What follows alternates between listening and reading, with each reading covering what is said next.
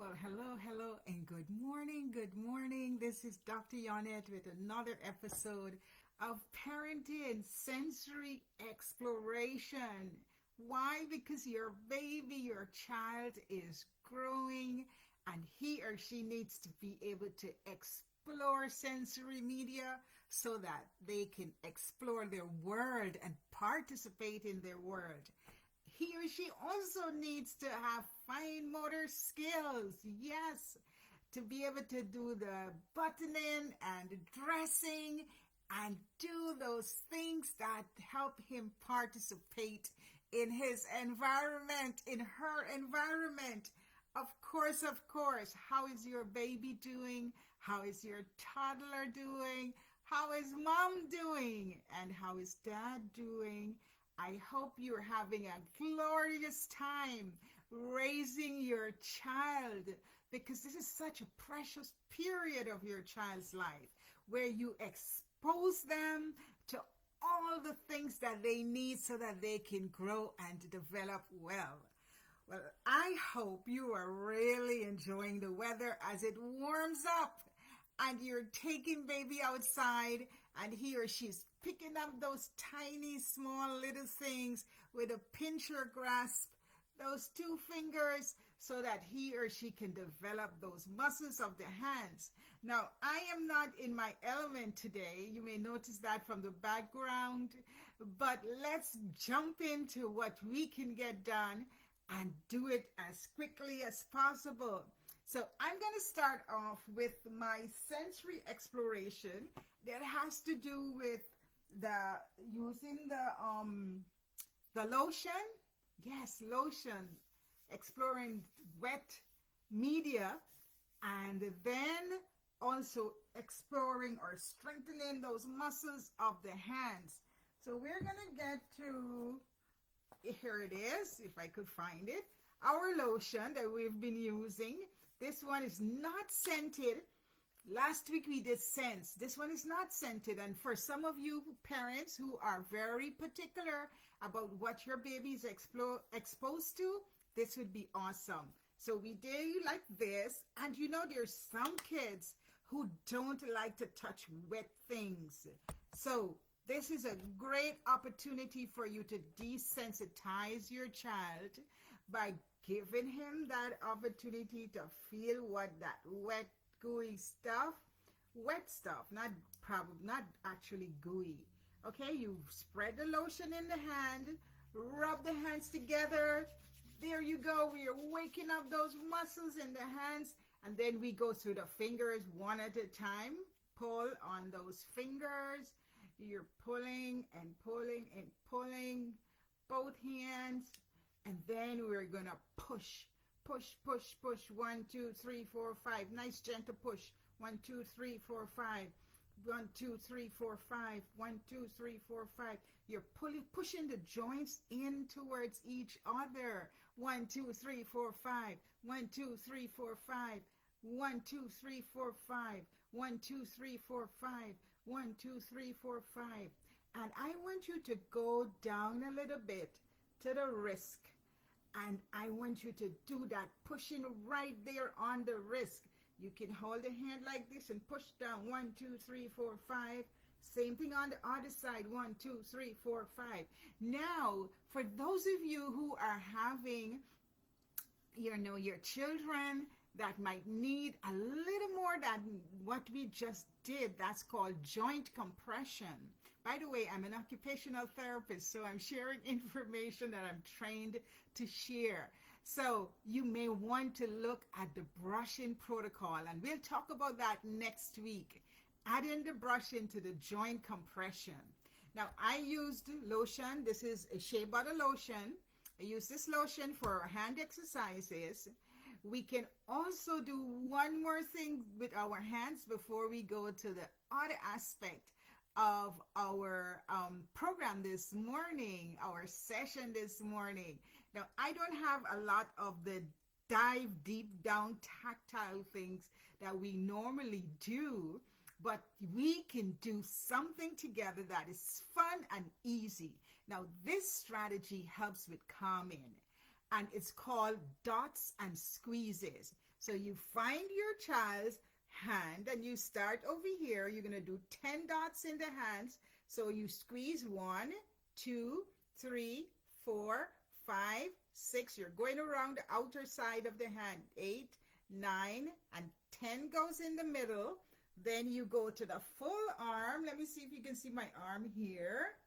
There you go. And you do 1, 2, 3, 4, 5, 6, 7, 8, 9, 10. You squeeze up and down the arm. Dots and squeezes, and this helps to calm your baby or calm your child.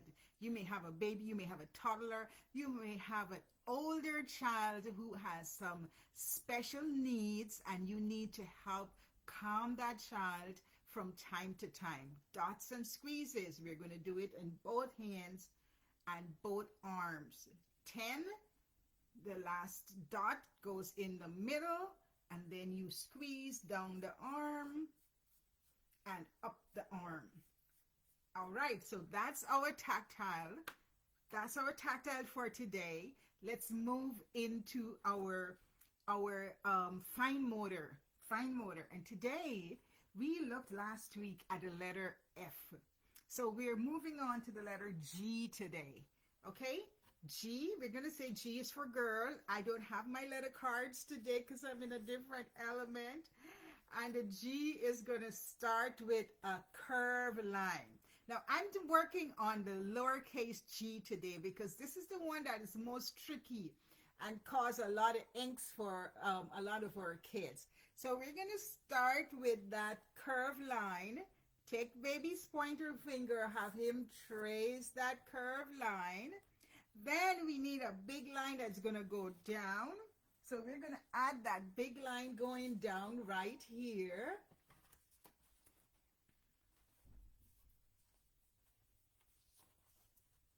There you go. That's a big line going down. So first the curve, then you go to the top, big line going down. And then what's next? We need that curve at the bottom.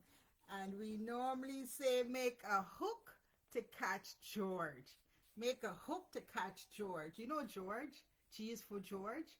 George the monkey. Curious George. Yes. We're going to make that hook at the bottom to catch George. So we first need a curve. Then we do that big line going down and then the hook to catch George. Okay? Can you see that G? Oops. So we're going to do the curve there. Let baby take the pointer finger and trace that line. Make that curve, hop to the top, big line going down, and then the hook to catch George. You want to make sure you go down, down, down, down before you put on that hook for George. Okay, last time. Curve, big line going down, and then the hook to catch George. Now, if your child is a little older, a toddler who can hold or grasp a pencil or a writing tool or crayon or marker, you can have him trace that G. Make the curve. Then the big line going down after you hop to the top. And then you add the hook to catch George, if I can add it. There you go. So that's our G for today. All right. So we made the letter G and we said G is for so many things. Grapes and grandma and Gigi and girl and what else? What else starts with the letter G? You can't think of anything? Goat. Oh yes, goat. And what else? Green. What else? Gray. Yes. All right, so that's our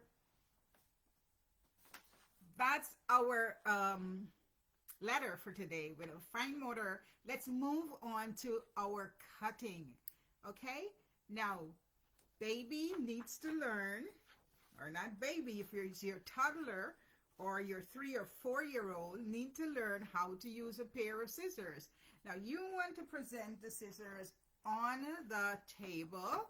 You put the scissors on the table like this, and you have baby put the fingers in and flip it up right? Because you always want the thumb to be pointing upward. You normally say thumb up. Okay, so the scissors is there. You put your fingers in and flip it up. Scissors there, put fingers in and flip it up. Thumb must always be pointed up. And of course, you know, we've said this a million times. Baby needs to be sitting, or your child needs to be sitting with the arms flexed at 90 degrees, the knees and the ankles, so that you get that support. Make sure the arms are on the table, supporting baby as he or she cuts. Of course. And you want to practice, depending on the age of your child, you can have your child snip, snip, snip, snip. Snip, snip paper, snip, snip, snip. Okay, and if your child is able to cut a straight line, let him or her draw a line and let him or her cut that straight line. Okay, we can practice cutting straight lines. We can practice cutting curves. We can practice cutting shapes.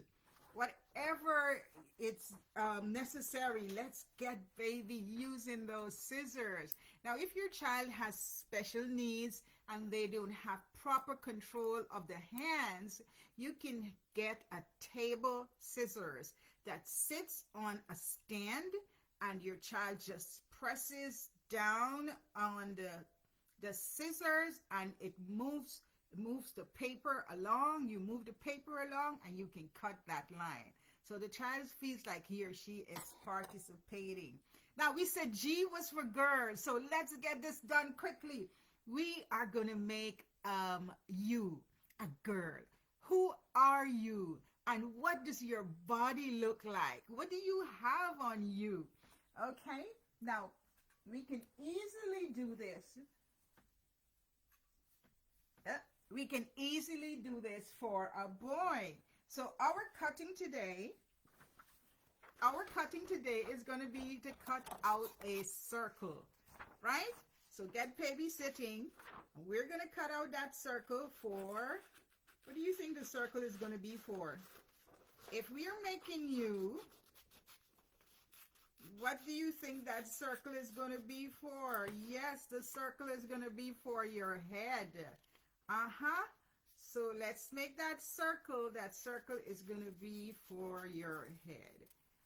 And we are going to try to, oops, this doesn't look like too much of a circle. I should have measured it, right? Okay, let's try again. There you go. Even though your head is not quite circular. But let's have this. So this is going to be the head. And we're going to say baby has one head. Girly has one head so that she can think. Because in Girly's head, you have a brain, right? And then on top of Girly's head, on the baby's face, what does baby have? Yes, baby has, let's see if I can find it. Baby has two eyes. We're going to get those eyes in there. Baby's eyes. And I have no tape. I have no glue. So I'm using a staple. That's one eye. Oops. That's one eye. Let's see, where's the other eye? Oh my goodness. Oh my goodness. There it is. I found the second eye. We're going to staple it right here. And then we are going to review that baby has, there you go. Baby has two eyes so that she can see. Now, what's next? Baby has one nose. And this is going to be a little tricky. We make a nose of a triangle. But it's going to be a little tricky for you to see. I'll trace it out.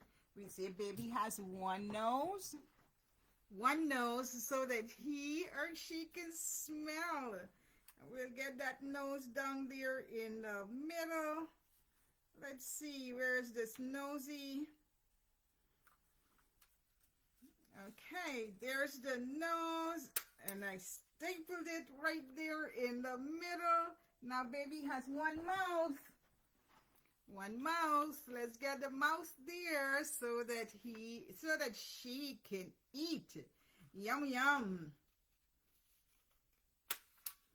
Baby has one mouth so that she can eat. So can you see that? There's the eyes, the nose, and the mouth. Now we're going to keep moving on. Baby has one body. We're going to put the body right there. And the body holds what baby has inside. What's inside baby's body? What's inside your body, girl? You have your lungs, your heart, your kidneys. Oh my goodness, baby is learning a lot of complicated things, right? Baby has all kinds of things in her body, And we're going to add the other part of baby's body, which is going to be, of course, baby has to have a little teeny skirt. Yes. And this is going down the bottom side of baby's body. Yes, yes, the lower extremities. Let's see if we can connect the skirt to the top of the body. All right. Uh-oh. The skirt didn't connect. Let's try that again. It just went its own way. So we're going to put those two parts together again. And let's see what happens here. There you go. I think it's connected now. There's baby's bottom part of the body all twisty. But then baby has two legs. Okay? Now what does baby do with those two legs? Baby uses the legs so that he or she can stand. Right? Two legs. Let's connect those legs. Two legs so he or she can stand. We're going to put that staple. Now you please don't use staple. Use glue or you can use tape to put this together. Or you can work on a flat surface so that you don't even have to glue them together. You can just have them there. So baby can practice doing this and creating a person repeatedly. All right, let's hurry. Baby then has legs, but he or she needs 2 feet so he can stand, so she can stand. G is for girl. We're doing a girl today. So let's add those feet. We are running late. Oh my goodness. We're going to add those feet. Okay, that's one. I want to see what your baby girl comes out to look like. So show me, please. So there are the feet. But what are we missing? Baby has to have 2 arms. Yes, baby has 2 arms. 2 arms right there. Baby has 2 arms. We're going to add those arms to baby's body. Let's see where we put those arms. One goes right here. And this is a very important activity because a lot of times when you ask children to draw a picture of themselves, they put their arms on their head. When you do this, you get to show them exactly where the arms go. The arms are attached to the body. Yes, they are. And what does baby use the arms for? Baby uses her arms to hug. Yes, hug mom and dad. And then the last part, if baby's going to explore sensory media and write and use tools and complete self-care activities, baby certainly needs 2 hands. Here are baby's hands. We are going to connect them. And this girl is going to be all done with our hands connected. 1 hand and then 2 hands. There you go. So look at baby. All done. Our baby girl. G is for girl. Baby has 2 eyes, 1 nose, 1 mouth, 1 head, 1 body, 2 arms, 2 hands, 2 legs, and 2 feet. Oh my goodness. Oh my goodness. This was like so much fun today, working with you and helping you to explore sensory media and to develop those fine motor skills. Look, when you work on those little projects, please, the only way baby can develop those fine motor muscles and the skills is by having him or her do it. Even if you have to help fix it after, baby must be participating. So have him or her in the midst of the whole thing and have fun as you develop the next generation of successful children. This is Dr. Yanis saying thank you for joining me today and see you again next week.